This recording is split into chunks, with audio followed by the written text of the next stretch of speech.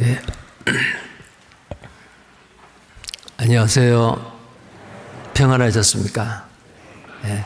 오늘 찬양대 은혜로운 찬양 정말 감사합니다. 다 함께 기도하겠습니다. 영원토록 찬송과 영광을 받으시기에 합당하신 우리 하나님 아버지 감사합니다. 성부 하나님께서 우리를 구원하실 것을 계획하시고 성자 하나님 친히 몸을 입고 이 땅에 오셔서 우리의 모든 죄를 다 담당하시고 그 죄값을 대신 갚아주심을 감사합니다. 성령 하나님께서 십자가에서 베푸신 그 놀라운 주님의 사랑을 우리 마음에 부어주시고 깨닫게 해주시고 죽어있는 우리 영혼을 복음을 통해서 살아나게 하시고 영원한 생명을 주심을 감사합니다. 또 주님의 몸된 교회 안에 우리를 맡기시고 때마다 일마다 풍성한 말씀으로 우리를 양육하시고 악하고 패여간 이 세상 가운데 구별되게 의롭게 하나님의 자녀로 경건하게 살아갈 수 있도록 하나님께서 항상 은혜로 우리를 지켜주시고 복을 주심을 감사합니다. 이제 우리의 남은 생에 하나님께 받은 그 크고 놀라운 은혜에 보답하며 사는 우리가 되기를 원합니다. 또 하나님께서 계획하신 그 일을 이 땅에 살고 있는 구원받은 그리스도인인 우리에게 맡기셨습니다. 주님께서 아버지의 뜻을 행하러 이 땅에 오셨고 이제 또 우리에게 그 아버지의 거룩하신 뜻을 우리에게 맡기셨습니다. 때를 얻든지 못 얻든지 이 복음을 아직 죽어있는 영혼들에게 전해서 우리와 동일한 생명과 소망을 얻게 하시는 그 놀라운 일, 천사도 알아보기를 원하시고 한 그 놀라운 일을 우리에게 맡기셨는데 하나님 아버지 정말 우리를 통해서 하나님의 크신 역사를 나타내 주시고 풍성한 열매로 아버지께 기쁨과 영광을 드리는 우리의 삶이 되기를 원합니다. 연초에 교회적으로, 가정적으로, 개인적으로 소망하고 계획했던 그 모든 것들이 지금 이 순간까지도 차질 없이 이루어지고 진행되고 있음을 감사합니다. 하나님은 항상 함께 하시고 하나님의 거룩하신 뜻을 우리 삶 가운데서 드러내고 나타내는 우리 모두가 되기를 원합니다. 이 시간 주 성령님께서 함께 하시고 하나님이 원하시고 소원하시는 그 일들이 우리를 통해서 이루어지고 행하게 해 주옵소서. 이 시간 주 성령님께서 함께 하셔서 하나님의 감추어진 그 경륜의 비밀의 말씀을 알기 쉽게 깨달아 알게 하시고 행하게 하시고 하나님 앞에 영광을 드리게 해 주옵소서. 주 예수님 이름 받들어 기도드립니다. 아멘. 성경 말씀입니다. 구약 성경 레위기 23장입니다.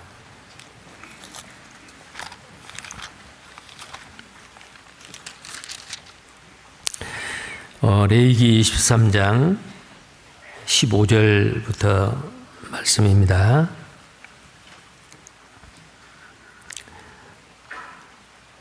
어, 15절부터 22절까지 말씀을 제가 읽겠습니다.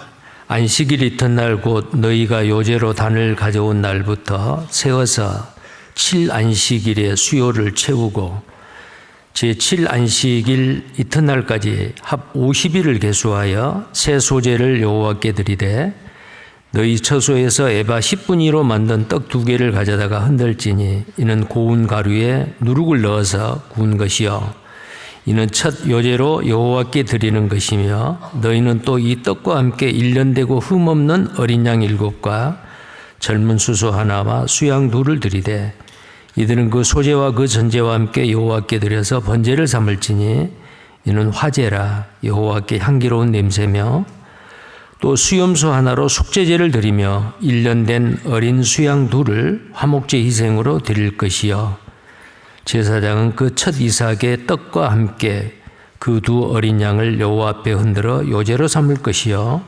이것들은 여호와께 드리는 성물인즉 제사장에게 돌릴 것이며 21절 22절은 함께 읽겠습니다. 이날에 너희는 너희 중에 성회를 공포하고 아무 노동도 하지 말지니 이는 너희가 그 거하는 각처에서 대대로 지킬 영원한 규례니라. 너희 땅의 곡물을 벨 때에 반 모퉁이까지 다 베지 말며 떨어진 것을 줍지 말고 너는 그것을 가난한 자와 객을 위하여 버려두라. 나는 너희 하나님 여호와니라. 오늘은 레위기 23장 7절기 중에서 첫 번째 절기가 유월절, 그 다음 무교절, 그 다음 초실절, 초실절 다음 7주 후에 그 다음 날 50일 되는 날 77절이라고도 하고 맥추절이라고도 하고 오순절이라고도 하는 이 오순절. 이 오순절을 하나님께서 명하시고 방금 같이 읽었던 그 21, 22절에 보면 22절에 특별히 이런 말씀이 있습니다. 다시 한번 보겠습니다. 22절입니다. 너희 땅에 곡물을 벨 때에 반 모퉁이까지 다 베지 말며 떨어진 것을 줍지 말고 너는 그것을 가난한 자와 객을 위하여 버려두라. 나는 너희 하나님 여호와니라.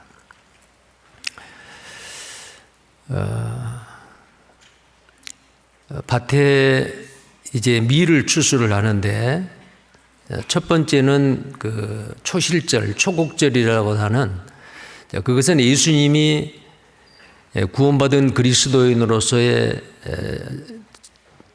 그 첫 열매, 부활의 첫 열매가 되셨습니다.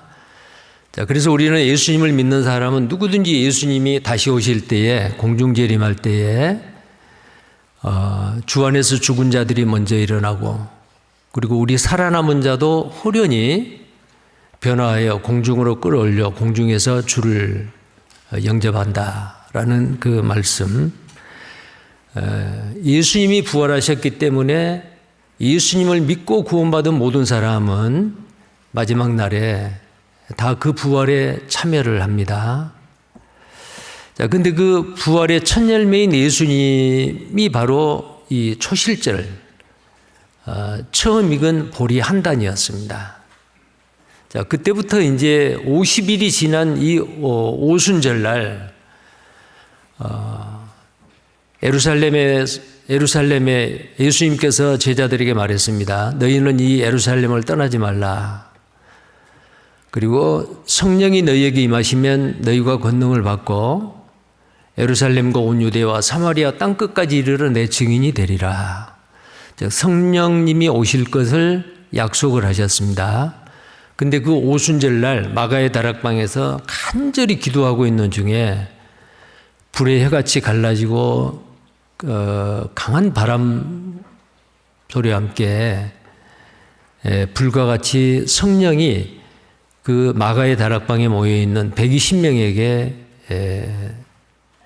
임했습니다. 성령이 임하셨죠. 자, 그래서 이 오순절은 구약시대 때 77절 맥추절, 그러나 신약시대 때는 오순절, 그리고 또한 성령 강림절이다.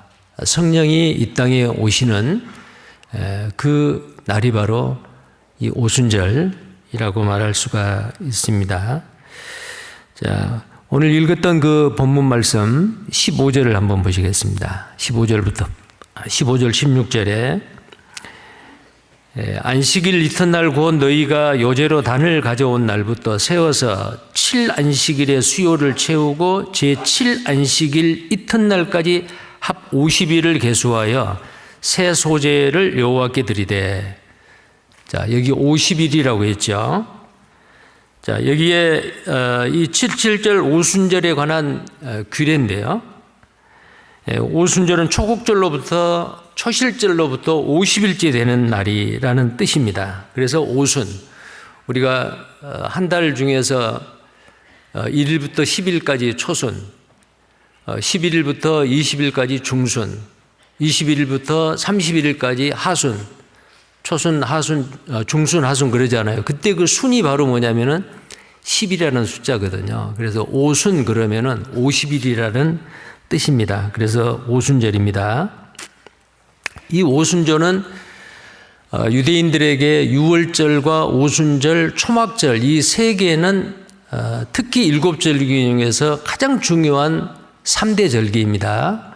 그래서 유대인 모든 남자들은 1년에 3번씩 모든 것을 다 하나님께 맡기고 예루살렘에 올라와야 돼요.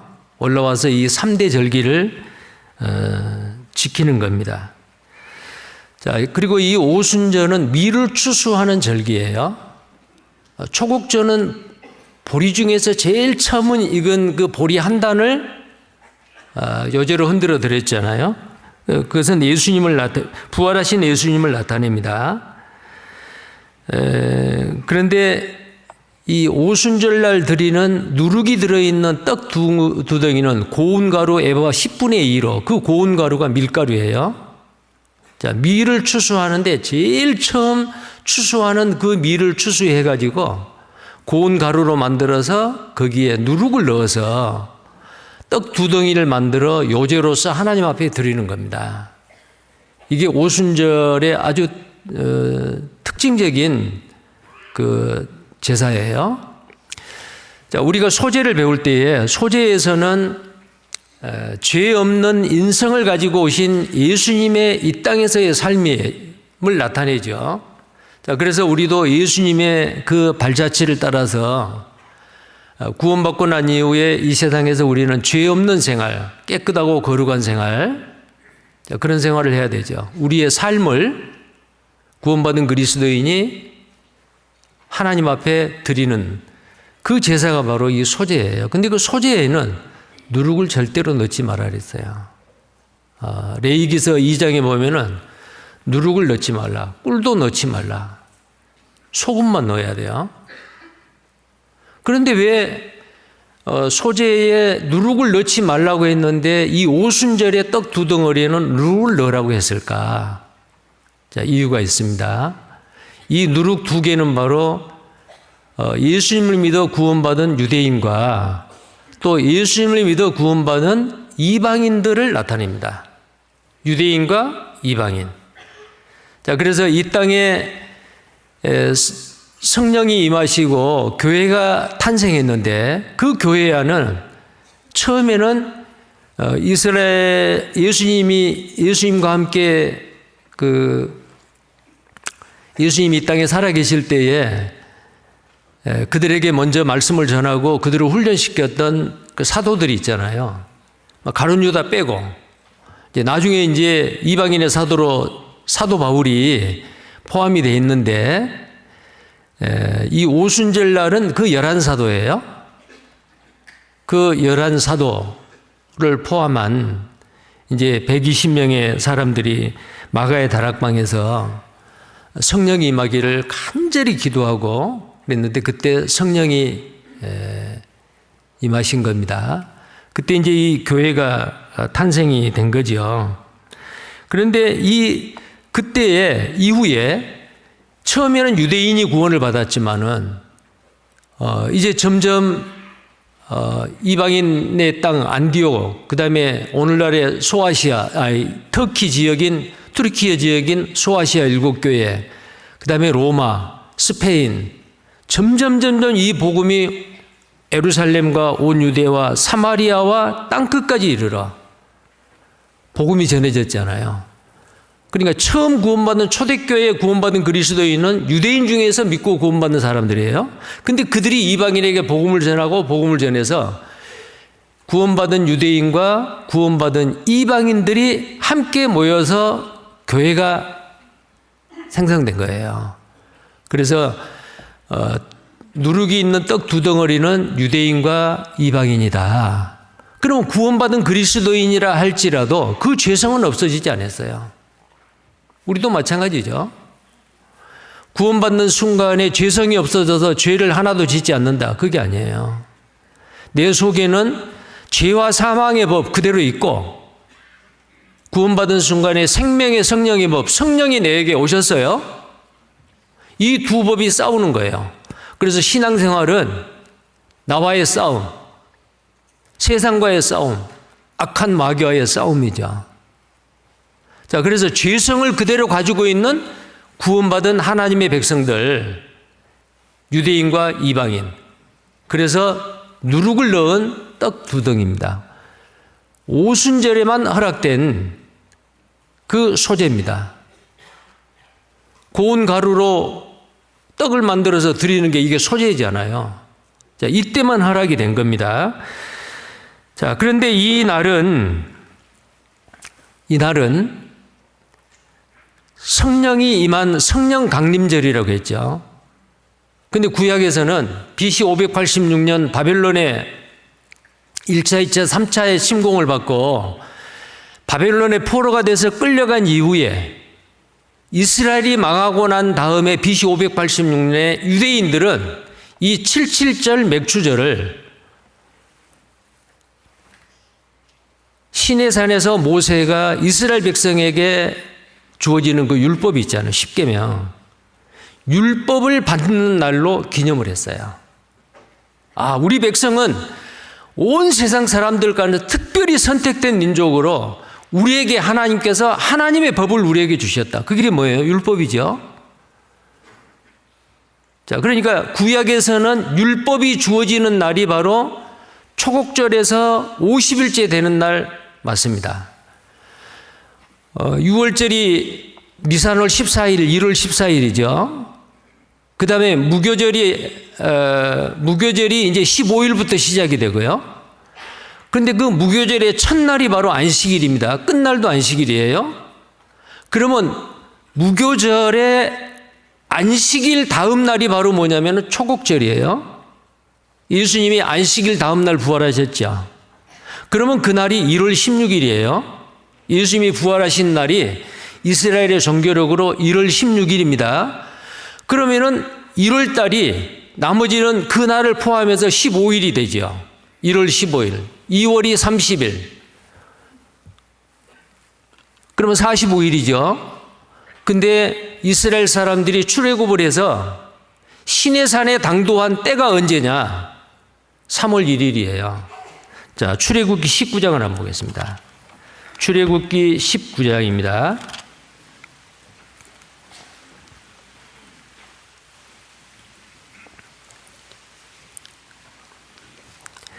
출애굽기 19장 1절 말씀이에요. 출애굽기 19장 1절. 이스라엘 자손이 애굽 땅에서 나올 때부터 제 3월 곧 그때에, 여기에 3월 곧 그때다 그 말은 그때는 3월이 되는 첫날이에요. 3월 1일입니다. 자, 1월 15일 날 출애굽을 했고요. 그 다음 날이 바로 초곡절이고요. 근데 그때 출애굽을 해가지고 시내산에 당도할 때가 바로 3월 1일입니다. 그들이 시내 광야에 이르니라. 그들이 르비딤을 떠나 시내 광야에 이르러 그 광야에 장막을 치되 산 앞에 장막을 치니라. 시내 광야니까 시내 광야에 있는 산이 바로 오늘날 사우디아라비아에 있는 라오즈산 시내산입니다. 그 산 앞에 장막을 쳤지요. 자, 그리고 10절입니다. 여호와께서 모세에게 이르시되 너는 백성에게로 가서 오늘과 내일 그들을 성결케 하며 그들로 옷을 빨고 예비하여 제3일을 기다리게 하라. 자, 그러면은 3월 1일에 당도해 가지고 3일 동안 성결케 하고 준비하고 이제 하나님께서 그 시내산에 임하시겠다는 거예요. 자, 근데 이 준비 기간까지 합해서 딱 50일이에요. 그래서 유대인들은 바빌론의 포로로 끌려간 BC 586년 이후에 출애굽을 하고 이걸 쭉 계산을 해서 딱 50일째 되는 날 율법을 받았다는 거예요.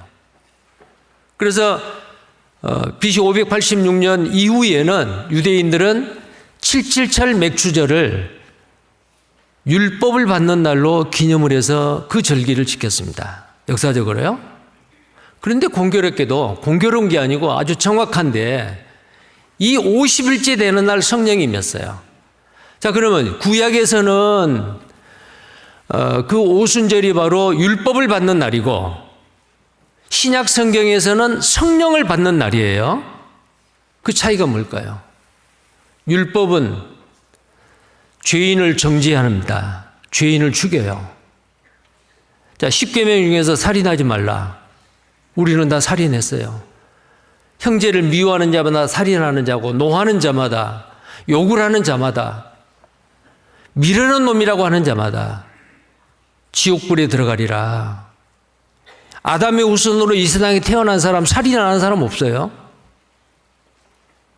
10계명 중에서 한 계명이라도 만약에 범하면은 모두 범한 자가 돼요. 그 율법은 바로 우리에게 너는 죄인이다. 그리고 우리를 정죄하는 거예요. 구약의 율법은 돌판에 새겼습니다. 단단한 돌판에 새겼죠. 그래서 이 구약의 율법은 죽이는 법이에요. 심판하는 법이에요. 그래서 우리는 율법 앞에서 한 사람도 온전한 사람이 없고 율법의 저주를 받고 다 지옥 가야 될 사람입니다. 자, 구약의 오순절이 그래요. 근데 신약의 오순절은 뭐예요? 성령이 오셔서. 그래서 신약의 오순절은 성령이 임하셨는데 그 성령이 임하셔서 어떤 일이 일어났습니까? 죽은 영이 살아요. 구원을 받아요. 자, 성령의 역사는 하나님이 우리를 구원하시는 그 구원의 역사는 아버지 하나님이 우리를 구원하실 것을 계획하셨고 아들 하나님이 이 땅에 육신을 입고 오셔서 친히 우리의 죄를 담당하시고 십자가에서 피 흘려 죽으시고 부활하셨습니다. 그리고 성령 하나님께서는 그 십자가에서 행하셨던 예수님의 그 십자가 사건이, 그 사랑이 깨달아지고 믿어지게 하시는 그 일을 누가 하시느냐? 진리의 성령께서요. 그래서 한 사람이 구원을 받는 데는 성부 하나님, 성자 하나님, 성령 하나님이 연합해서 합동으로 일을 하신 거예요. 근데 오순절날, 신약의 오순절날은 그 성령님이 친히 오셔서 예수님이 이 땅에 오시고 십자가에 죽으시고 부활하시는 그 내용을 깨닫게 하시고 믿게 하셨다고 말이에요. 자, 그래서 신약의 오순절에 오시는 그 성령님은 우리를 살리는 생명의 성령이에요. 생명의 성령의 법이에요. 근데 구약의 율법은 우리를 죽이고 정죄하는 거다. 만약에 예수님이 오시지 아니하고 성령님이 이 땅에 오시지 않았더라면 우리는 어때요? 우리뿐만 아니고 구약의 하나님을 믿었던 그 모든 사람도 다 그것은 헛것이 돼버리죠. 자, 그래서요, 율법이 주어졌을 때에 율법을 가지고 내려왔잖아요. 그랬더니 이스라엘 백성들은 아론에게 모든 가지고 있는 금부치를 내놓고 그것을 불에 녹여가지고 금송아지를 만들었어요. 그리고 이 금송아지가 바로 우리를 에집트에서 이끌어낸 신이다. 풀 뜯어먹는 송아지 형상을 만들어서 거기서 춤을 추고 제사를 지냈어요. 그 모습을 보고 모세는 그 돌판을 집어 던졌잖아요. 10계명이 주어졌는데 율법이 주어지는 그날, 그래서 모세는 레이지파를 통해서 우상을 섬겼던 그 유대인들을 칼로 쳐 죽였는데 그때 몇 사람 죽은지 아세요? 몇 사람 죽었죠? 출애굽기 32장입니다.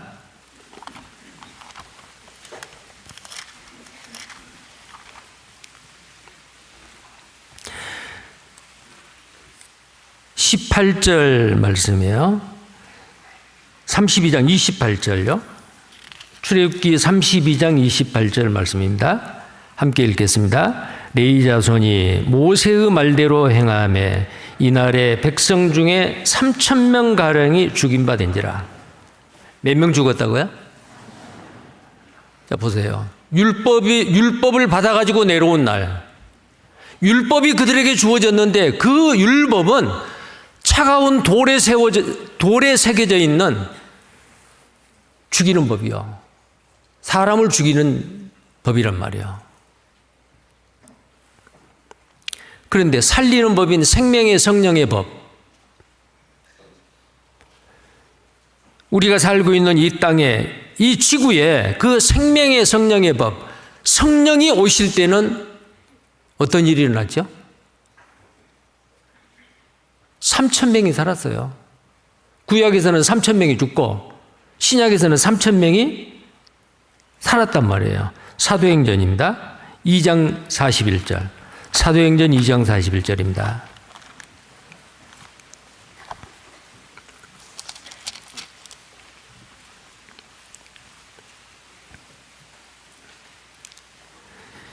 사도행전 2장 41절 함께 읽겠습니다. 그 말을 받는 사람들은 세례를 받음에 이날에 제자의 수가 3,000이나 더하더라. 자, 성령이 임하셨을 때는 3,000명이 생명을 얻었어요. 영원한 생명, 구원을 받았단 말이에요. 근데 율법이 주어지는 날에는 3,000명이 죽었어요. 자, 이것은 바로 하나님께서 이렇게 율법과 은혜, 자, 율법과 생명의 성령의 법, 죽이는 법과 살리는 법. 자, 근데 우리는 성령님이 오셔서 복음이 전해지고 회개하고 복음을 들을 때에 믿어졌지 않아요? 이해가 되고 믿어져. 아, 그렇구나 라고 깨달아졌어요. 머리가 좋아서가 아니요. 아, 나 믿어야지 라고 의지가 강해서가 아니요. 진리의 성령께서 회개하는 사람 정확하게 아시고 찾아가셔서 복음의 말씀을 믿어지도록 깨닫게 해주셨어요. 그때에 믿는 순간에 우리는 구원을 받고 내 속에 그 성령님께서 오신 거예요.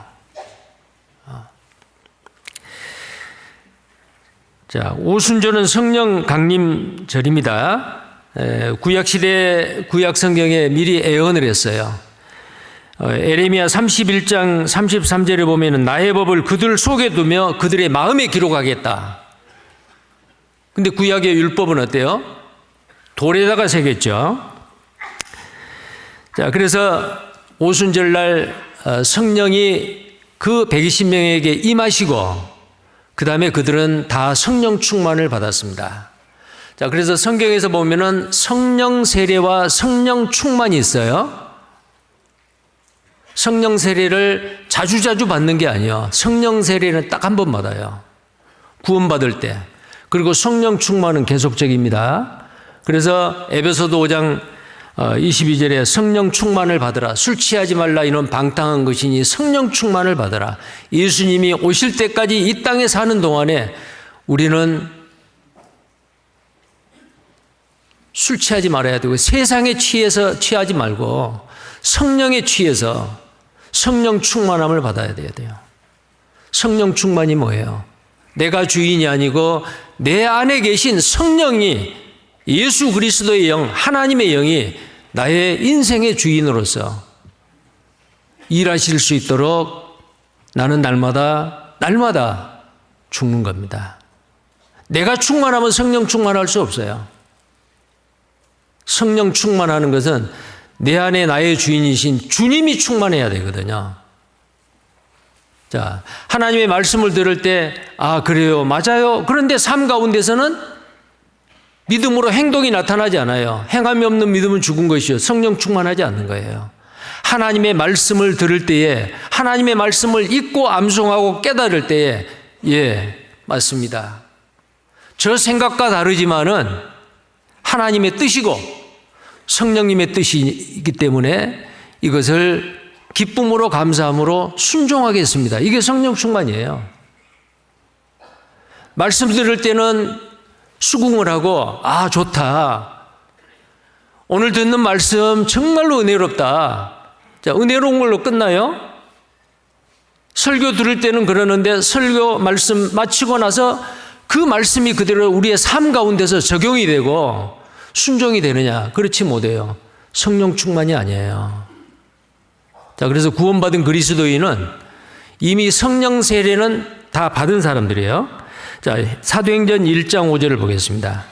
이 오순절 날에 중요한 것은 바로 이 성령 강림인데 우리는 바로 이 오순절 날을 다 경험한 사람들이요. 성령을 받은 사람들이잖아요. 사도행전 1장 5절 말씀입니다. 요한은 물로 세례를 베풀었으나 너희는 몇 날이 못되어 성령으로 세례를 받으리라. 자, 성령 세례를 받을 거니까 이 예루살렘 떠나지 말라. 성령 세례를 받으면 어떻게 되느냐? 성령 세례를 받는다면 성령이 오신다 그 말이에요. 내 마음속에. 그러면 너희가 권능을 받는다. 성령님은 삼위의 하나님이죠. 전능하신 하나님이십니다. 우리는 불완전해요. 한계가 있어요. 근데 그 전능하신 하나님이 내 속에 오셔요. 권능을 받아요. 내 힘으로는 할 수 없고 연약하고 부족해서 할 수 없는데 내 속에 계시는 전능하신 하나님의 영이 내 속에 오셔서 나로 하여금 생각 그 이상의 것을 나를 통해서 하나님이 하신다 그 말이에요. 그게 권능입니다. 하나님의 능력이에요. 너희가 권능을 받고 예루살렘과 온 유대와 사마리아와 땅끝까지 이르러 내 증인이 되리라. 나를 통해서 다른 사람에게 복음이 전해지고 나를 통해서 전도의 열매를 맺는 것은 내 능력이 아니에요. 내 속에 계신 우리 안에 거하시는 성령의 역사입니다. 자, 그래서 예수님은 좋아. 부활하는 나도 보았고 그리고 예수님이 어때요? 이제 승천하시기 전이에요.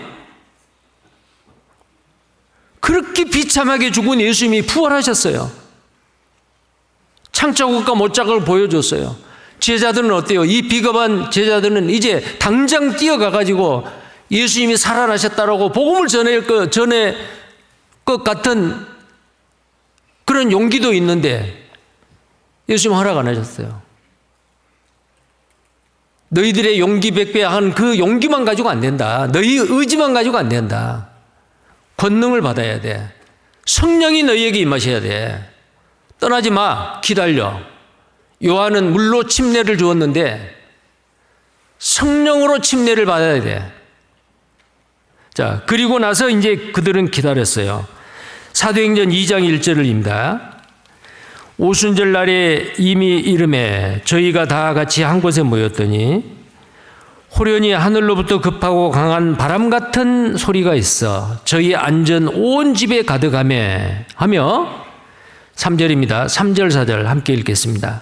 불의 혀같이 갈라지는 것이 저희에게 보여 각 사람 위에 임하여 있더니 저희가 다 성령의 충만함을 받고 성령이 말하게 하심을 따라 다른 방언으로 말하기를 시작하니라.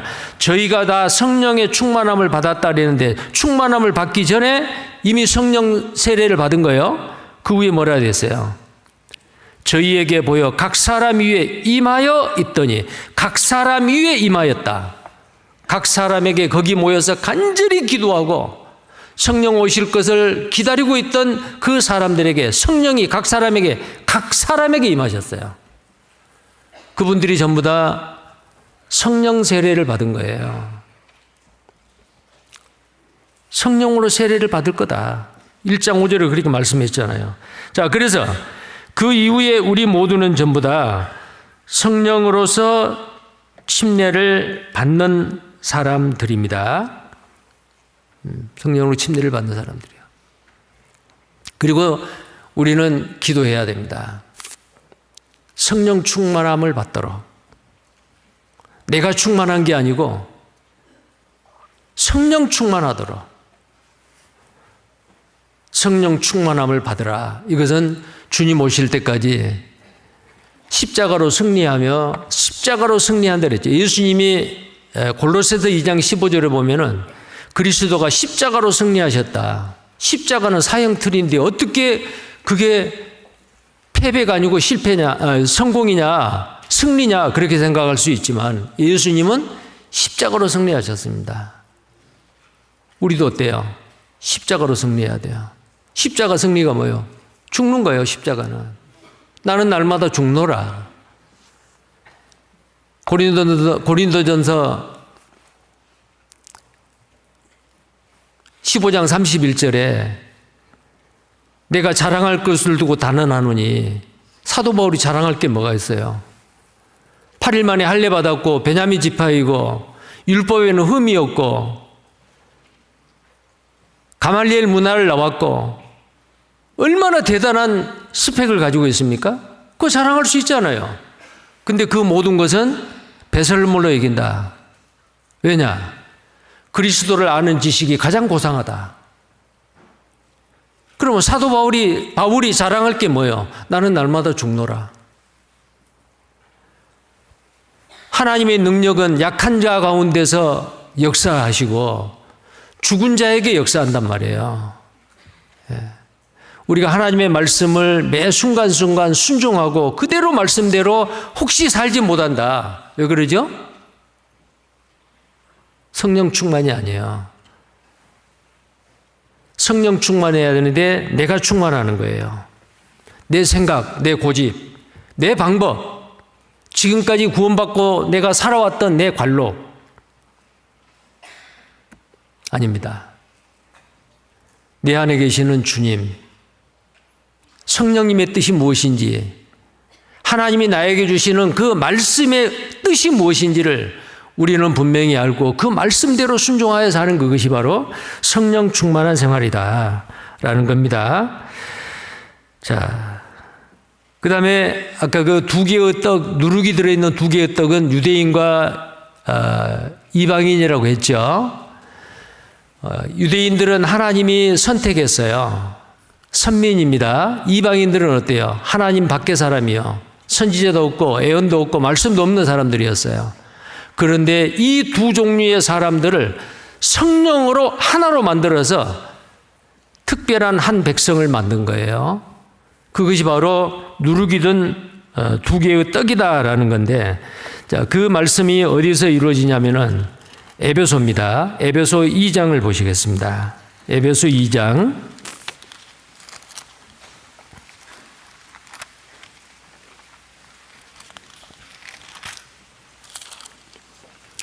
13절부터입니다.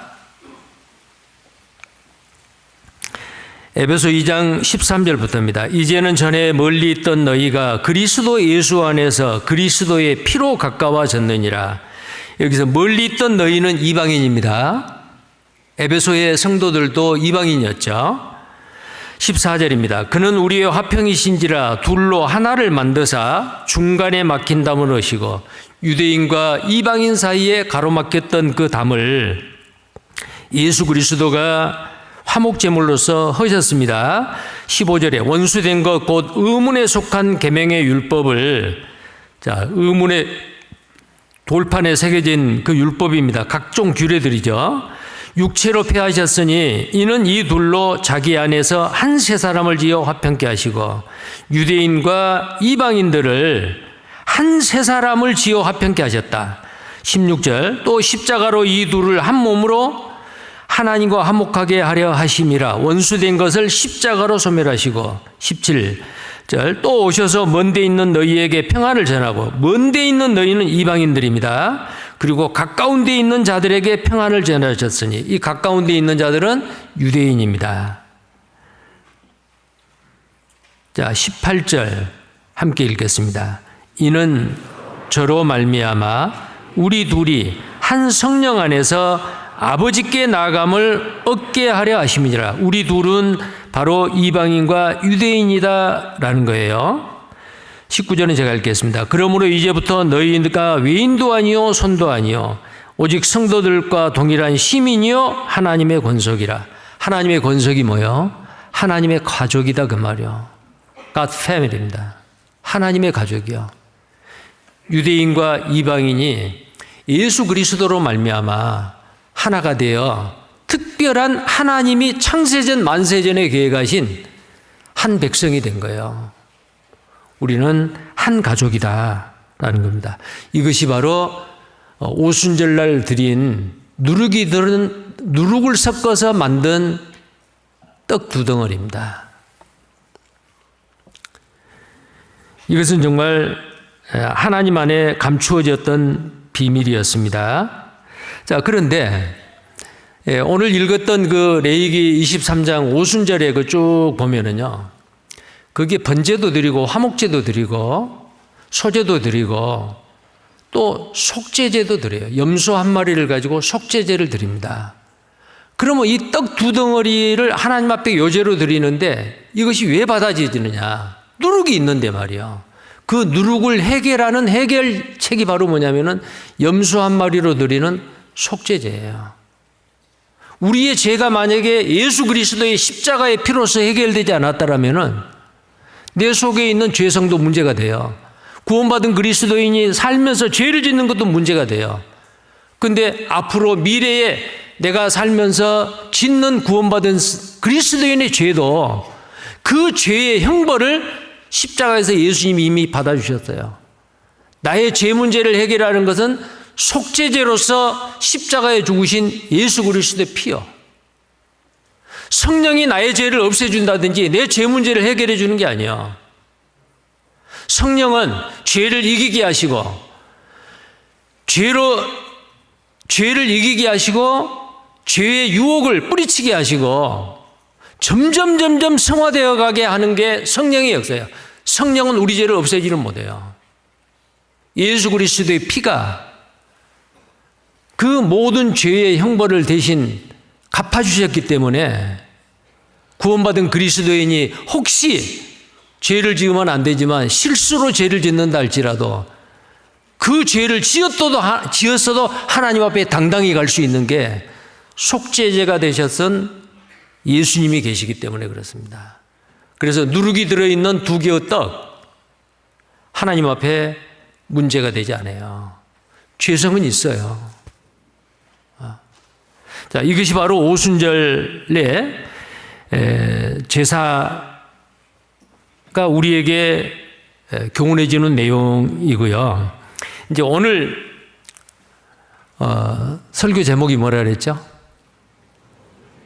모퉁이에 남겨둔 사랑이요. 자, 이 오순절의 이 절기를 쭉 이야기를 하면서 마지막 22절에 딱 이렇게 말하는 거예요. 22절 다시 보겠어요. 레위기 23장 22절입니다.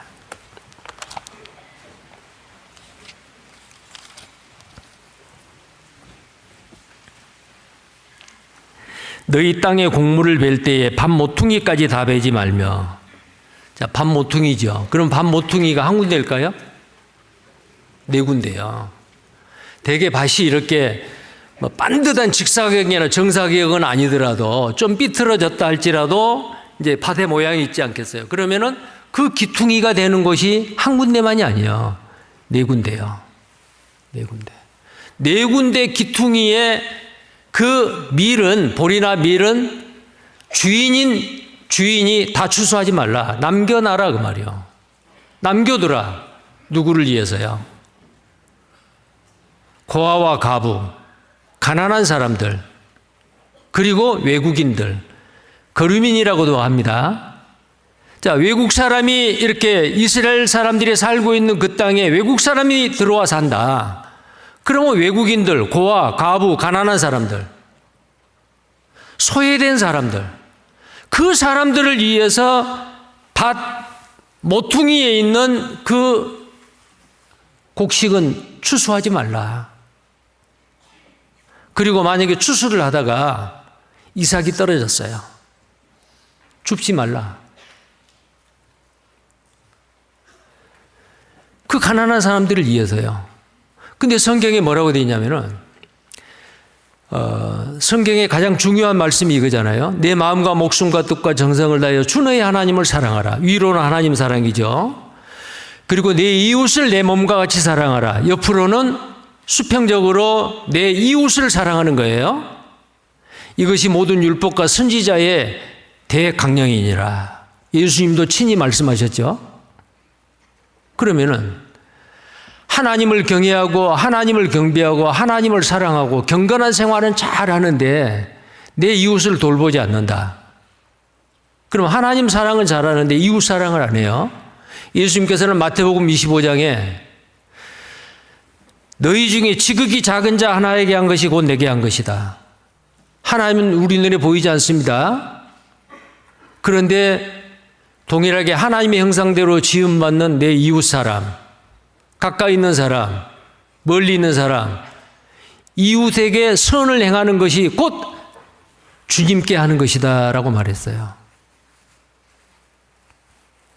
하나님을 섬기는데 나는 하나님 앞에 헌금도 하고 하나님을 사랑하는데 했습니다. 그러니까 나는 부모에게 좀 소홀히 해도 괜찮습니다.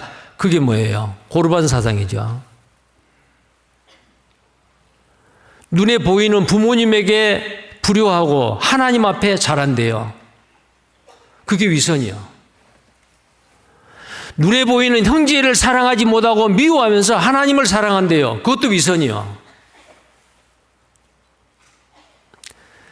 자, 하나님이 허락하신 대로 비를 내리시고 햇빛을 주셔서 좋은 날씨를 주셔서 농사가 잘 됐어요. 내가 잘해서 그 농사가 풍년이 된 게 아닙니다. 하나님이 햇빛을 주시지 아니하고 비를 주시지 아니하고 좋은 날씨를 주시지 않았더라면 그 농사 망치고 흉년이 되겠죠. 내가 농사지어서 추수하게 되는 이 밭은 내 것이 아니고 하나님의 것입니다. 이게 구약에서 하나님이 말씀하신 내용이에요.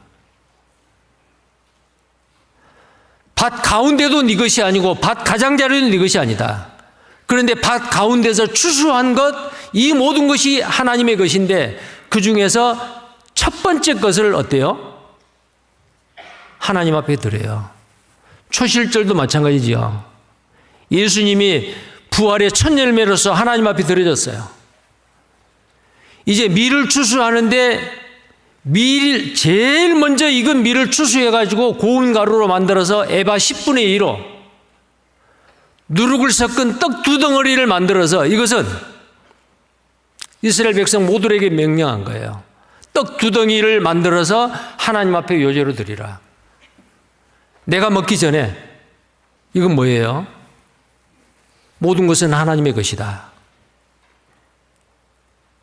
그 사상을 나타내고 그 생각을 대표하는 것이 뭐냐면은 밀 추수한 거 먼저 내 혼자 먹고 남는 거 하나님 앞에 드린 게 아니고 제일 먼저 밀을 추수해서 고운 가루 만들어서 떡 2덩이를 하나님 앞에 요제로 드리라는 거예요. 처음입니다. 첫 것이에요. 그래서 이 부분을 첫 요제다라고 17절에 말하고 있어요. 17절을 보겠습니다. 오늘 본문 말씀 레위기 23장 17절 말씀입니다. 너희 처소에서 에바 10분의 1로 만든 떡 2개를 가져다가 흔들지니 이는 고운 가루에 누룩을 넣어서 구운 것이요 이는 첫 요제로 여호와께 드리는 것이며 첫 요제입니다. 첫 요제. 처음 익은 밀로 가루를 만들어서 만든 떡덩이다 그 말이에요. 하나님은 처음 것을 원하세요. 자, 성경에 나를 존중하는 자는 내가 그를 존중히 여길 것이다.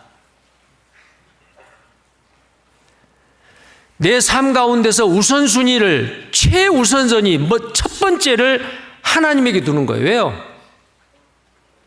모든 것을 창조하시고 나를 이 땅에 생명을 허락하시고 나를 구원받게 하시고 천국 가게 하신 분이 하나님이시잖아요. 하나님이 내 삶 가운데서 첫 자리가 돼야 됩니다.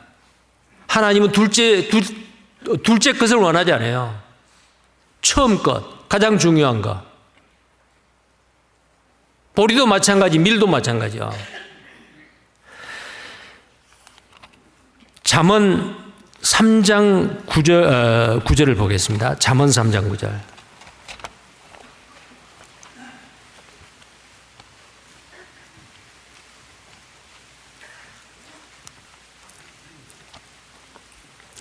잠언 3장 9절 말씀입니다. 9절 10절 함께 읽겠습니다.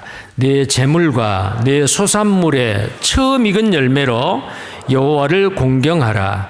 그리하면 내 창고가 가득히 차고 내 즙털에 새 포도즙이 넘치리라. 자, 하나님의 자리를 첫 자리로 내가 정하면은 하나님께서는 나를 존중히 여기는 자에게 내가 존중히 여기겠다. 그래서 여기 뭐라 그랬어요? 그리하면요, 네 창고가 가득히 차고 네 즙틀에 새 포도즙이 넘치리라. 자, 구약은 그림자다. 그러니까 이거 구약이지 않아요. 그리고 신약은 어때요? 예수님이 오늘 암송했던 말씀 잘 암송하셨어요? 마태복음 6장 33절 다시 한번 암송할까요?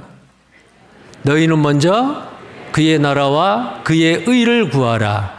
그리하면 이 모든 것을 너희에게 더하시리라. 자, 너희는 나중이요, 먼저요? 너희는 먼저요. 너희는 먼저 그의 나라와 그의 의를 구하라. 하나님의 나라와 하나님의 의를 구하라. 그리하면 이 모든 것을 너희에게 더하시리라. 이방인들이 구하는 것은 무엇을 먹을까, 무엇을 마실까, 어디서 살까, 그거 걱정해요? 무엇을 입을까, 무엇을 먹을까, 무엇을 마실까? 그것들은 이방인이 구하는 것이라. 공중에 나는 새를 보라. 추수하여 거두어드릴 창고도 없는데 하나님은 다 그들을 먹이시느니라. 들에 핀 백합화를 보라. 길쌈도 하지 않는데 그 백합화의 그 아름다움이 이 세상에 어떤 사람이 옷을 입는데 그 백합화만큼 아름답겠느냐.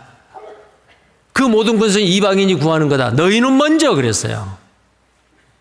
그의 나라와 그의 의를 구하라. 그래서 아까 그 잠언에 있는 말씀대로 네 재물과 네 소산물의 처음 익은 열매로 여호와를 공경하라. 처음 익은 열매입니다. 첫 것입니다. 자, 그러면은 여기는 뭐 농사 짓는 사람, 그런데 농사를 안 짓더라도 하나님이 우리에게 공급해 주시는 거 있잖아요. 나의 건강, 나의 시간, 재능, 그 다음에 재물. 근데 그 모든 거 하나님이 나에게 주셨는데 나는 뻘거숭이로 빈손 들고 왔는데 지금 가지고 있는 게 얼마나 많아요? 근데 내가 지금 소유하고 누리고 있는 게 내 것인 양 생각하는 것은 구원받은 그리스도인으로서 하나님 앞에 합당치 않습니다. 나는 빈손 들고 왔는데 지금 누리고 살고 있는 게 하나님이 주신 것을 가지고 사용하고 있는 게 너무 많습니다. 그런데 그 중에서 처음 것 하나님이 요구하셔요. 하나님이 가난해서가 아니에요. 하나님은 부유하신 분입니다. 하나님이 소유하는 게 너무너무 많아요. 누구한테 주겠어요? 하나님의 자녀에게 주기를 원해요. 공평하신 하나님은 아무에게나 주는 게 아니에요. 줄 만한 사람에게 줘요. 어떤 사람에게? 내 삶 가운데서 하나님을 최우선으로 하는 사람. 예를 들어서 우리가 수고해서 직장에서든지 사업을 하든지 뭐 어떤 방법으로든지 재물을 얻었어요. 돈을 벌었어요. 하나님은 무엇을 원하세요? 처음 걸 원해요. 내 개인이나 내 가족이나 내가 사용할 것, 쓸 것 다 쓰고 그 중에서 여유가 있으면은 하나님 앞에 드린다? 아니에요. 하나님은 가난해가지고 우리에게 재물을 바라는 게 아니에요. 우리의 마음을 바라요. 하나님을 어떤 자리에 올려놓느냐, 그거 보셔요. 근데 먼저 하나님을 최우선순위로 그 자리에 가장 으뜸으로 생각하고 실제 삶 가운데서 사는 사람은 하나님께서 주셔요. 더 주셔요. 여러분들 누가복음 6장 38절에 보면 주라. 그리하면 흔들어 안기워 차고 넘치도록 채워주리라. 그게 구약의 율법이 아닙니다. 예수님이 말씀하시는 산상보훈의 말씀이에요. 그래서 이 오순절은 바로 뭐죠? 성령 강림절. 구원받은 그리스도인의 그 특별한 하나님의 백성들이 탄생하는 그 절기잖아요. 교회가 탄생했어요. 이제 그 교회의 구성원인 형제 자매님들은 어떤 마음으로 가지고 살아야 되느냐? 미를 추수해서 첫 요제로서 드리라. 하나님은 처음 것을 원하십니다. 처음 것을 원하세요. 그래서 하나님을 첫 자리에 모셔드리는 것, 그것이 바로 하나님을 하나님으로 인정하고 하나님을 존중하는 겁니다.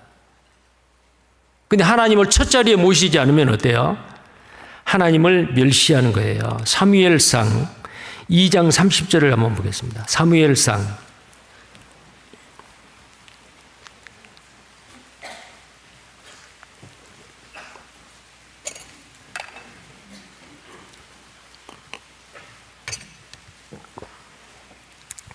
사무엘상 2장 30절입니다. 함께 읽겠습니다. 그러므로 이스라엘의 하나님 나 여호와가 말하노라.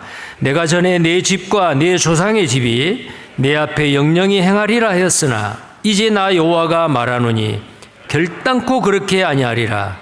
나를 존중히 여기는 자를 내가 존중히 여기고 나를 멸시하는 자를 내가 경멸히 여기리라.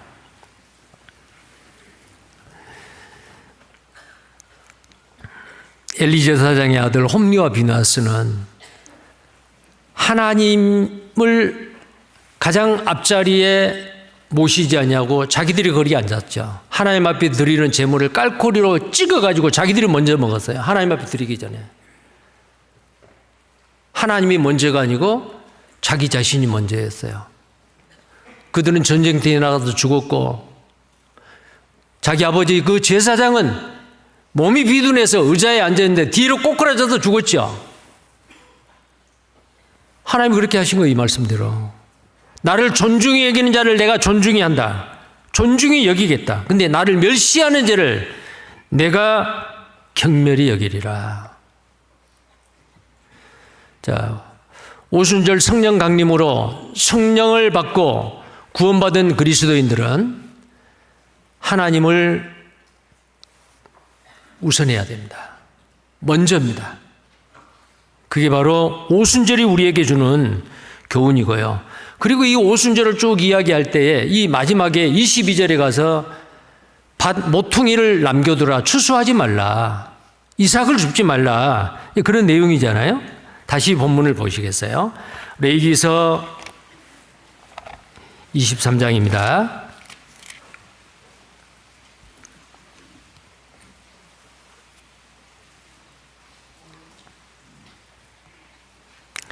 23장 22절 이 말씀이 오순절의 절기를 말하면서 이렇게 이야기한 거예요. 이것은 바로 뭐냐면은 이웃을 사랑하라는 거죠. 소외된 사람, 가난한 사람, 외로운 사람, 고아나 가부나 거류민이나 이 가난한 사람들을 위해서 밭 내 모퉁이에 곡식을 추수하지 말고 남겨두라. 하나님의 명령입니다. 남겨두라라고 말했어요. 그리고 그 가난한 사람들도 추수에 참여해서 즐거워할 수 있도록 이 오순절의 절기를 즐길 수 있도록 아무것도 추수할 것이 없고 정말 죽느냐 사느냐 먹을 것이 없어 그런 사람들이 오순절 절기를 이 절기라는 게 뭐예요? 페스티벌, 축제예요. 근데 그 절기를 즐길 수가 없어요. 그래서 밭 내 모퉁이를 남겨두라. 그러면 가난한 사람들, 고아와 가부와 거류민들이 어때요? 하나님이 명령하셨기 때문에 그 밭의 주인들은 그렇게 해야 돼요. 그러면 가난한 사람들이 가가지고 땀 흘려서 추수를 하는 거예요.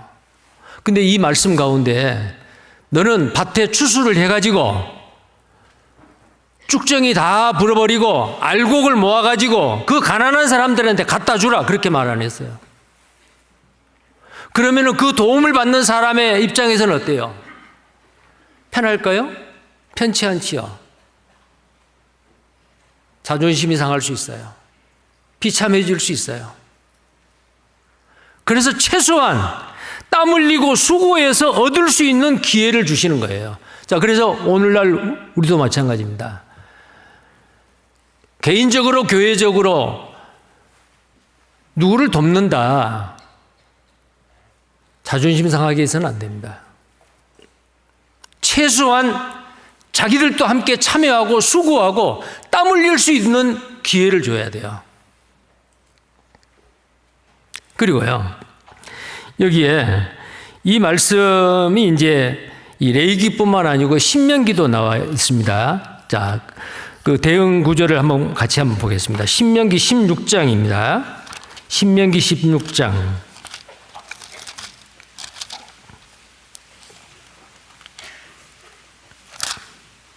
신명기 16장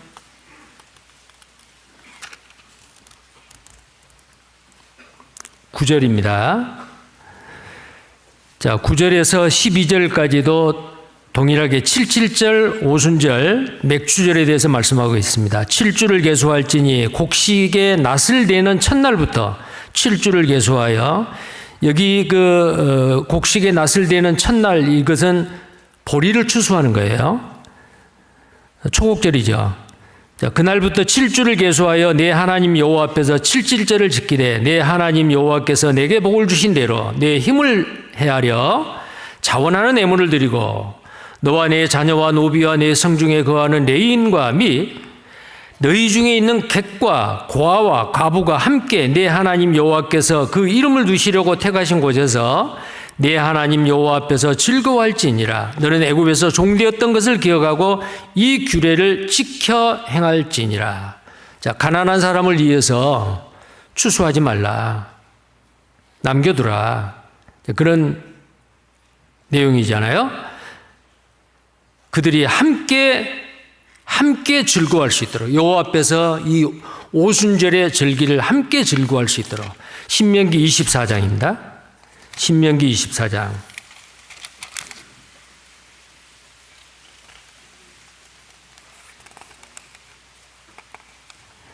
(24장) 19절입니다. 19절에서 22절까지입니다.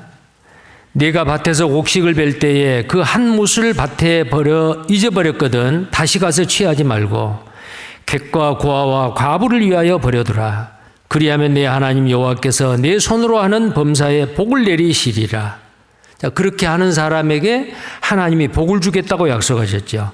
내가 내 감람나무를 떤 후에 그 가지를 다시 살피지 말고 그 남은 것과 객과 고아와 과부를 위하여 버려두며 내가 내 포도원의 포도를 딴 후에 그 남은 것을 다시 따지 말고 객과 고아와 과부를 위하여 버려두라. 너는 애굽 땅에서 종되었던 것을 기억하라. 이러므로 내가 내게 이 일을 행하라 명하였노라. 자, 초실절은 보리를 추수하는 것, 오순절은 밀을 추수하는 첫날 추수하는 겁니다. 그리고 나서 이제 7절기 중에서 나팔절까지는 4개월이 남아요. 아주 긴 기간이죠. 그럼 그때 뭐 하느냐? 그때는 뭘 추수하느냐 하면은 여기 나와 있는 포도나 무화과나 이런 그 곡식, 과일을 추수를 해요. 대추하잖아. 가나안 땅에서 그 과일을 추수합니다. 근데 그 과일을 딸 때에 남겨놔라 그 말이에요. 왜요? 가난한 사람을 위해서. 자, 그래서 오늘 이 반 모퉁이를 남겨두라. 자, 오순절의 은혜는 개인이 체험한 것만이 아니고요, 사회적 약자에 대한 책임과 사랑을 베풀어야 한다라고 분명히 말씀을 하고 계십니다. 그래서 이 성령 충만했던 초대교회 그리스도인들이 어떤 일을 해서요? 성령 세례를 받고 성령 충만한 초대교회 그리스도인들이 자기 재산을 통용하며 가난한 자가 없게 했던 모습이 바로 이 반모퉁이의 사랑을 실천하는 거예요. 오순절 이후에 초대교회 성도들이 니것 내것 없이 밭을 팔아서 사도들 앞에 바치고 가난한 사람들과 함께하고 그런 일이 있었잖아요. 사도행전 2장입니다. 2장 44절.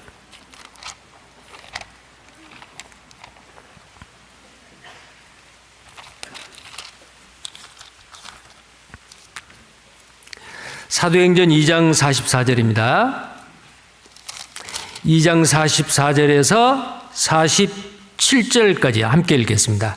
믿는 사람이 다 함께 있어 모든 물건을 서로 통용하고 또 재산과 소유를 팔아 각 사람의 필요를 따라 나눠주고 날마다 마음을 같이하여 성전에 모이기를 힘쓰고 집에서 떡을 떼며 기쁨과 순전한 마음으로 음식을 먹고 하나님을 찬미하며 또 온 백성에게 칭송을 받으니 주께서 구원받는 사람을 날마다 더하게 하시니라.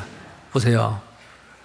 반모퉁이를 남겨두라라는 그 말씀을 초대교회 성도들이 실천을 하는 거예요. 그 결과는 뭐예요? 놀라운 하나님의 역사가 일어났죠. 날마다 구원받는 사람의 수를 더하더라. 자, 오순절은 구원받은 그리스도인으로 형성된 교회의 탄생이죠.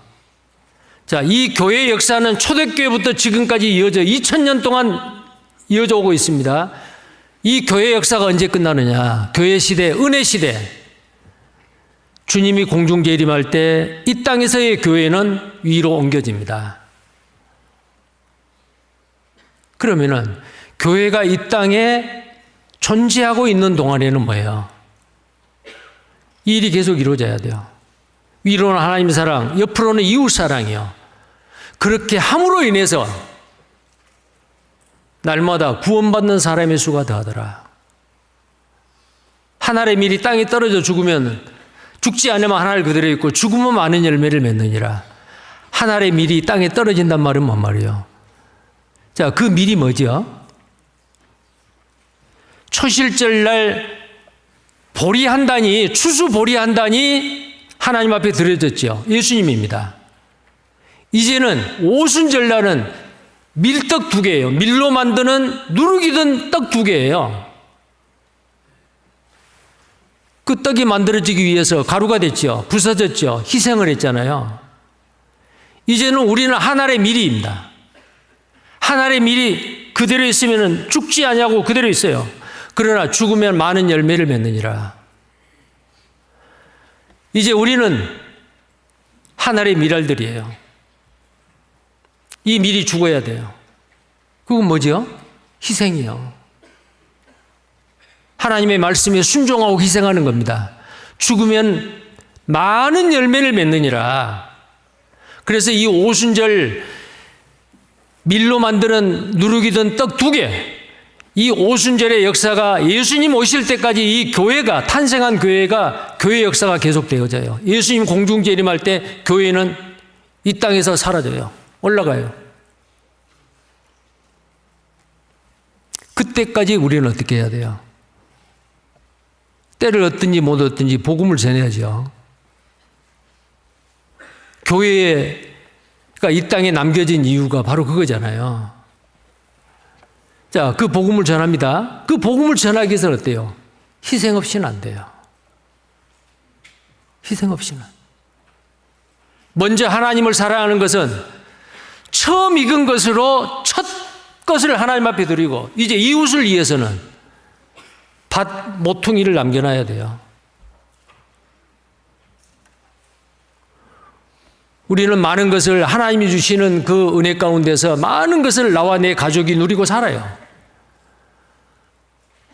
그런데 아직 구원받지 않는 사람, 가난한 사람, 고아와 과부와 같은 사람, 외국인과 같은 사람, 우리는 하나님의 권속인데 하나님의 권속이 아닌 외국인들과 같은 사람들 있잖아요. 그 사람들을 위해서는 어떻게 해야 돼요?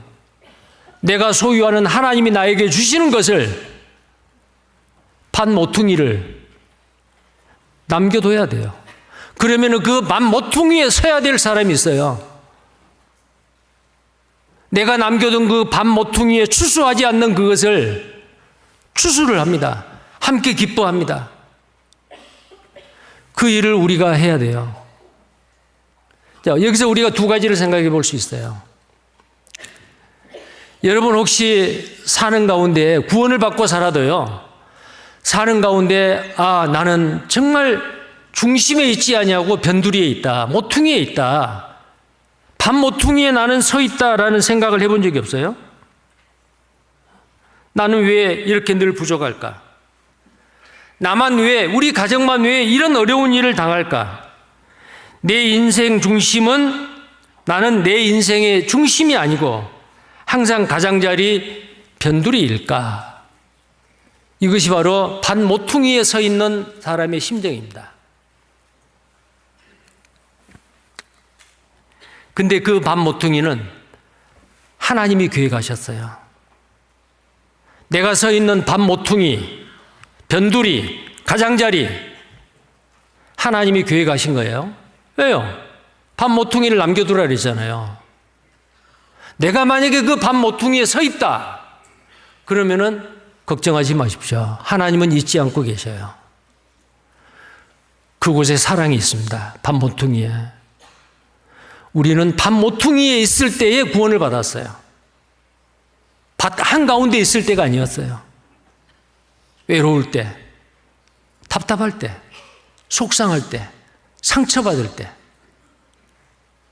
누군가가 나에게 복음을 전해주고 하나님의 사랑을 깨닫고 구원을 받았잖아요. 자, 예수님도 친히 모퉁이가 되셨습니다. 잘 아시죠? 예수님이 복음서에서 3번이나 이런 말씀을 하셨어요. 어떤 말씀을 하셨냐면은, 친히 모퉁이의 돌이 되느니라. 친히 모퉁이의 돌이 되느냐. 건축자의 버린 돌이, 건축자들의 버린 돌이, 유대인의 종교가들, 정치가들이 예수님을 버렸잖아요. 근데 그분이 교회의 모퉁이 돌이 되셨다. 예수님이 모퉁이가 된 거예요. 그 모퉁이는 어떤 거예요?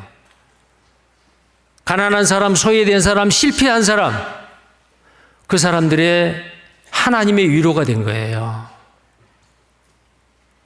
예수님이 33년 이스라엘 땅에 오셔서 생활하셨지만 중심에 서지 못했어요. 항상 변두리요. 말 구유에서 태어나셨고요. 쫓겨서 에집트까지 쫓겨갔고요. 그리고 이스라엘의 중심인 예루살렘 성 안에 살지 못하고 이스라엘의 정말 산촌벽도 시골 구석에 나사렛이라는 동네에 살았습니다. 변두리죠.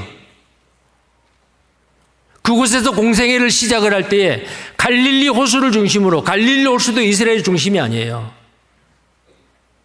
변두리에서 제자들을 선택해가지고 교육했습니다. 그것이 바로 갈릴리 학교였어요. 그리고 예수님은 어때요? 십자가에 죽으실 때도 예루살렘 성 안에서 십자가에 매달리지 않았습니다. 어디에서요? 성 밖, 영문 밖에서. 자, 히브리서 13장입니다. 히브리서 13장 12절입니다.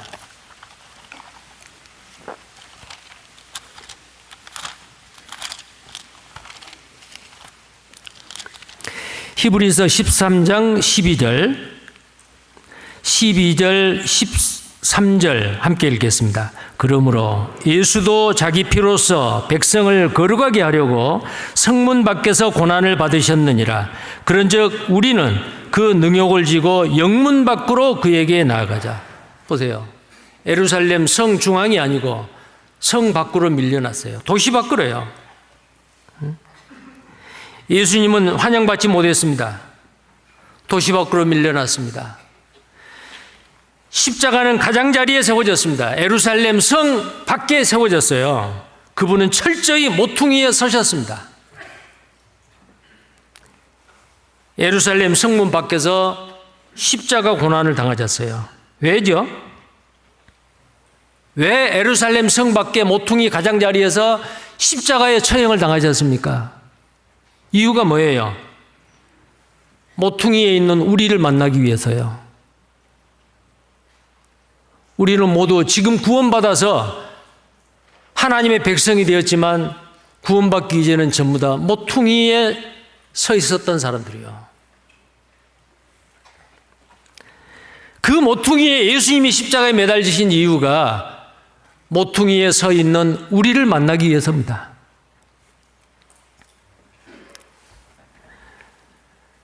혹시 여러분 중에서 내가 지금 서 있는 게 변두리에 서 있다, 가장자리에 서 있다, 그렇게 느끼신다면 그 자리에 예수님이 먼저 서 계십니다. 그래서 모퉁이는 바로 하나님의 사랑이 있는 곳이에요. 보세요. 소외되고 가난하고 상처받고 누구에게도 관심을 끌지 못한 그 외로운 사람들이 밤 모퉁이에 가서 추수를 하고 이삭을 줍잖아요.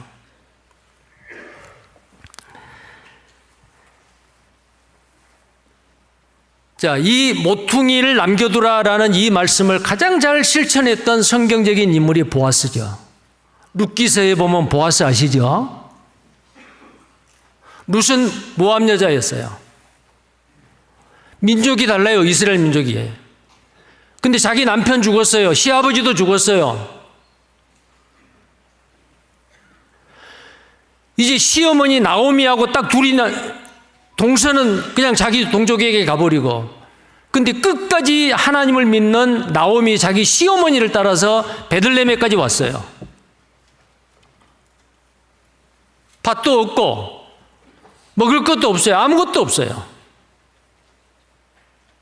시어머니, 가난한 시어머니를 따라온 이 룻은 시어머니한테 이야기합니다. 밖에 나가서 이삭을 줍겠습니다. 자, 이삭을 주우러 나갈 때 보아스라고 하는 그 유력한 사람을 만날 것을 꿈을 꾸고 갔을까요? 아니요. 왜 나갔습니까? 죽지 않기 위해서. 이삭이라도 주어서 뭔가 생명을 부지하기 위해서 정말 아주 비참한 가운데서 이삭을 주우러 밖에 나간 거죠. 룻기서를 한번 보시겠어요? 룻기 2장 2절입니다.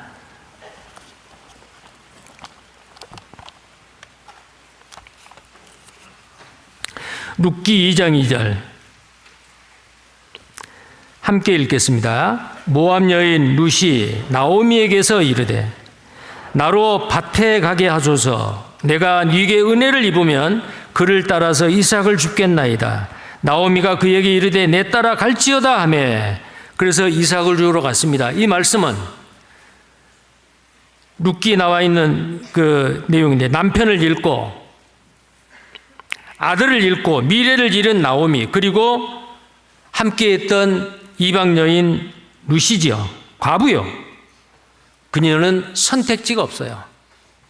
살기 위해서 밖에 나갔습니다. 꿈을 찾으러 나간 것이 아니에요. 그저 살기 위해 나갔습니다. 그런데 그 밭의 주인이 보아스였어요.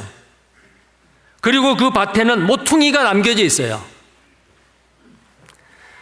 룻은 몰랐습니다. 하나님은 알았어요. 뭘 알았죠? 그 룻을 위해서 모퉁이가 준비되었다는 사실을 하나님은 알았어요. 룻이 오기 전에 하나님은 기다리고 계셨어요. 그 결과 어떻게 됐어요? 보아스는 일꾼들과 함께 먹을 것을 먹고 물도 마시게 하고, 그리고 일꾼들에게 살짝이 말했어요. 추수를 할 때에 한 줌씩 흘려놔라. 시어머니를 따라서 온 저 착한 여자가, 저 소녀가 이삭을 많이 주워서 갈 수 있도록 한 줌씩 빼놔라. 자, 보아스의 마음이 얼마나 착합니까? 이웃을 생각하는 그 마음 말이요. 자, 이렇게 해서 나중에 어떻게 되죠? 이삭을 주워서 집에 가가지고 가난한 그 시어머니 나오미와 룻은 살아났어요. 죽게 된 사람들이 살게 됐어요. 무엇 때문에요? 모퉁이에 남겨진 사랑 때문에. 모퉁이를 누가 준비한 거죠? 하나님이 준비하셨어요. 그 말씀에 순종하는 보아스가 하나님께 쓰임받는 거예요. 하나님의 말씀을 순종하고 모퉁이를 남겨두고 추수할 때 한 줌씩 일부러 흘리고 가난한 자를 생각하고 도왔잖아요. 그런데 놀라운 역사가 일어납니다. 죽는 역사가 아니고 살아나는 역사가 일어나고 나중에 이 룻은 보아스의 아내가 되고 아들을 낳는데 그 아들이 다윗의 할아버지가 돼요. 보아스, 그 다음에 오벳. 보아스하고 룻이 결혼해서 아들을 낳는데 그 아들이 오벳입니다. 그 오벳이 또 아들을 낳는데 이새예요. 이새가 아들을 낳는데 다윗이에요. 그 다윗의 족보를 통해서 마태복음 1장에 보면은 예수님의 족보가 완성이 돼요. 보아스가 이렇게 모퉁이를 남겨두라라는 그 하나님의 말씀을 순종하고 기쁨으로 사랑을 베풀었는데 보아스는 어때요? 다윗의 증조 할아버지가 됐어요. 예수님의 족보에 오르게 된 거예요. 예수님과 연결됐어요. 빛과 생명을 오신 예수님과 연결되는 가문이 된 겁니다. 이 얼마나 큰 축복이요. 물질적인 축복뿐만 아니고 영적인 축복을 받은 거예요. 어떤 사람에게? 하나님의 말씀을 순종하고 이웃을 사랑하는 사람에게. 자, 지금 우리에게 하나님은 보아스와 마찬가지로 우리에게 명령하십니다. 네가 반 모퉁이에 서 있다고 생각하느냐? 누구에게 오해를 받습니다. 복음을 전하는데 핍박받습니다. 사업을 하다 실패했습니다. 건강을 잃고 투병 생활을 합니다. 가족 간의 갈등으로 마음이 괴롭습니다. 이런 모양 저런 모양으로 내가 모퉁이에 서 있다고 생각하십니까?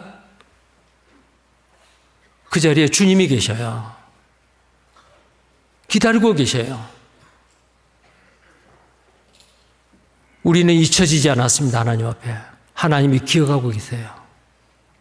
모퉁이에 서 있는 나를 위로하시기 위해서 기다리고 계세요. 근데 하나님은 보이지 않는 하나님. 그 모퉁이에 추수할 것을 남겨두라 라고 말씀하셨는데 하나님이 준비하셨고, 근데 그 하나님께 쓰임을 받는 사람이 어떤 사람이냐?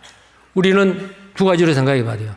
내가 모퉁이에 서 있는 사람의 입장일 수 있고, 또 내가 모퉁이를 남겨둘 사람의 입장이 있을 수 있어요.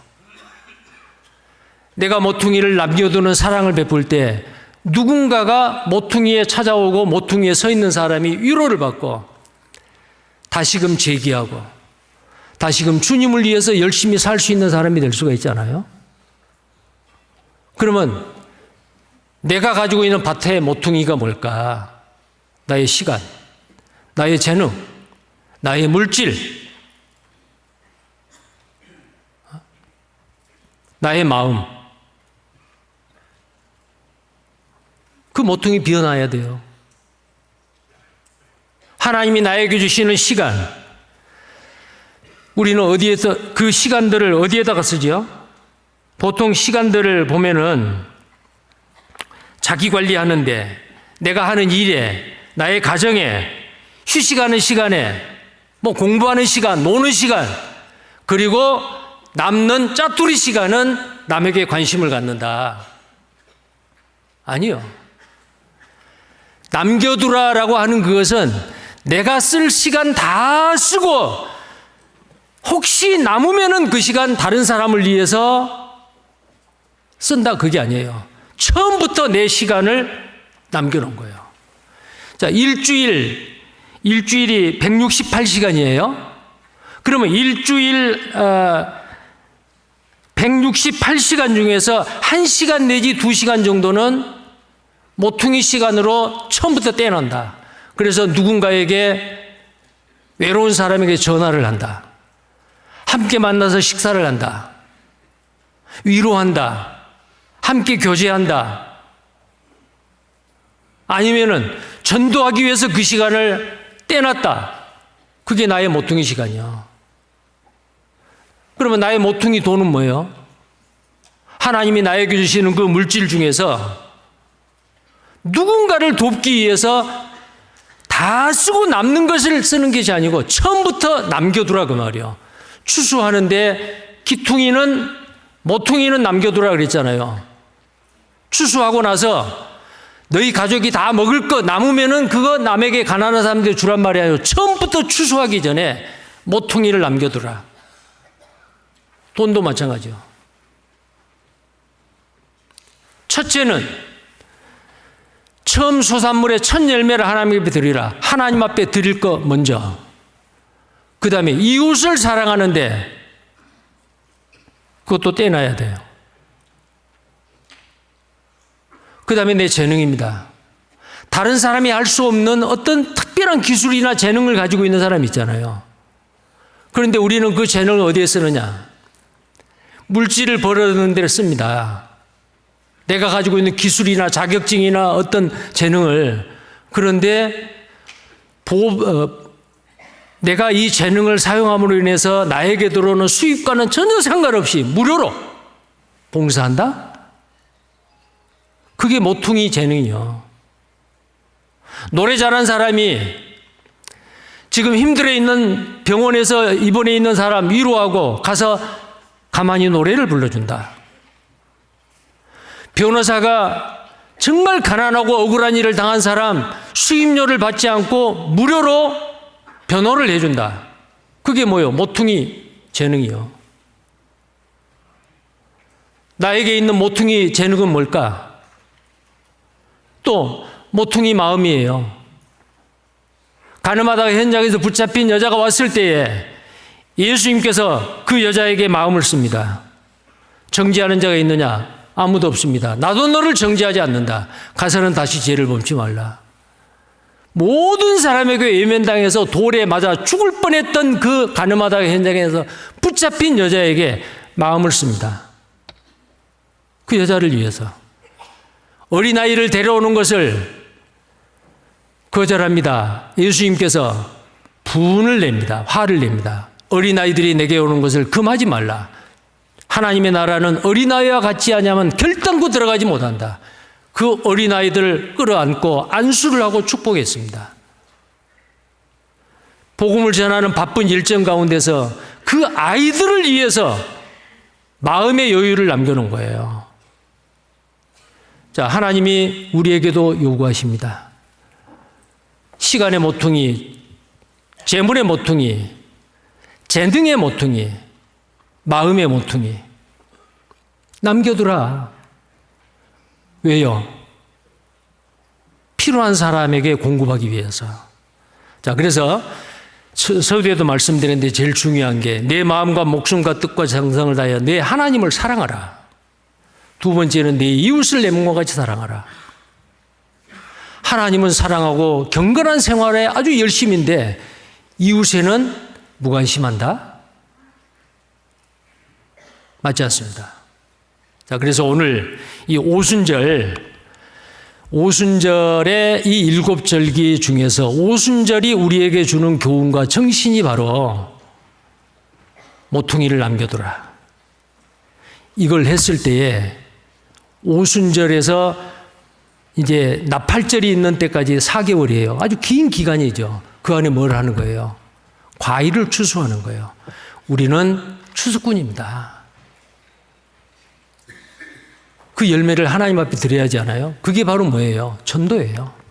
전도의 열매, 추수를 하기 위해서 우리는 반드시 모퉁이를 남겨두는 그런 마음을 가지고 실제로 말씀으로 끝나는 것이 아니고 생활 가운데서 그걸 작은 것부터 실천을 하고 살아야 됩니다. 기도하겠습니다.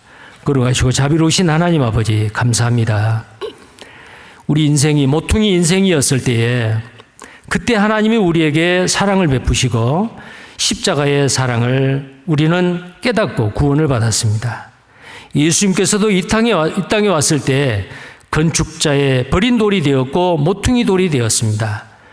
그리고 중심에 서지 아니하고 외딴 산간에 사셨고 십자가에 죽으실 때도 예루살렘 성 안에서 십자가에 못 박히지 아니하시고 성밭 가장자리 모퉁이에서 십자가에 죽으셨습니다.